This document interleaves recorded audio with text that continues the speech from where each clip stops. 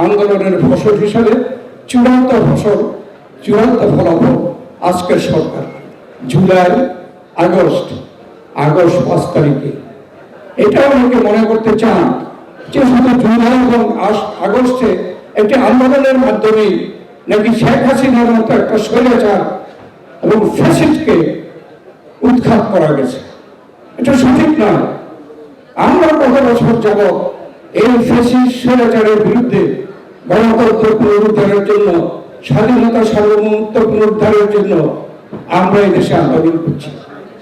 আমাদের বাংলাদেশ জাতীয়তাবাদী দলের কোন পর্যায়ের নেতা বাকি নাই যারা শেখ হাসিনার দ্বারা নির্যাতিত নয়। আমাদের নেত্রী বেগম খালেদা জিয়া মিথ্যা মামলায় কারাগারে, আমাদের ভারপ্রাপ্ত চেয়ারম্যান তারেক রহমান মিথ্যা মামলায় সাজাপ্রাপ্ত হয়ে বিদেশে থাকতে বাধ্য হয়েছে। আমাদের এমন কেউ নাই যারা মামলায় ছিলাম না, আমরা জেল খাটি নাই, আমরা নির্যাতিত হইনি। স্থায়ী কমিটির সদস্য থেকে শুরু করে তৃণমূল পর্যন্ত আমরা তাহলে 14 বছর থেকে 16 বছর আমরা কিছুর বিরুদ্ধে আন্দোলন করলাম।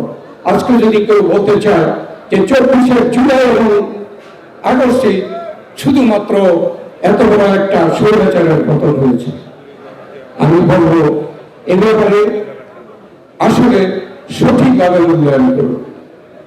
তাছাড়া আমরা দাবি করতে চাই এই জুলাই আগস্ট মাসে আমাদের স্থায়ী কমিটির সদস্য থেকে শুরু করে আমাদের তৃণমূল পর্যন্ত কত হাজার কর্মী নেতাকে গ্রেফতার করে দিয়েছে। এই জুলাই আগস্ট মাসে আমাদের নেতা কর্মীরা রক্ত দিয়েছে, জেল খেটেছে, আহত হয়েছে। অতএব আমরা বলতে চাই যেটা দীর্ঘ আমাদের আন্দোলনের ফসল হিসাবে চূড়ান্ত ফলাফল আজকের সরকার। আমরা দাবি করেছি, সমর্থন করি, যে সরকারকে আমরা সমর্থন করি যত শীঘ্র সম্ভব একটি নির্বাচন দিয়ে জনগণের অধিকার জনগণের কাছে ফিরিয়ে দিয়ে জনগণের সরকার প্রতিষ্ঠা করে তারা বিদায় নেবে। তাহলেই তাদের জন্য এটা সম্মানজনক হবে এবং দেশের জনগণের জন্য কল্যাণকর হবে।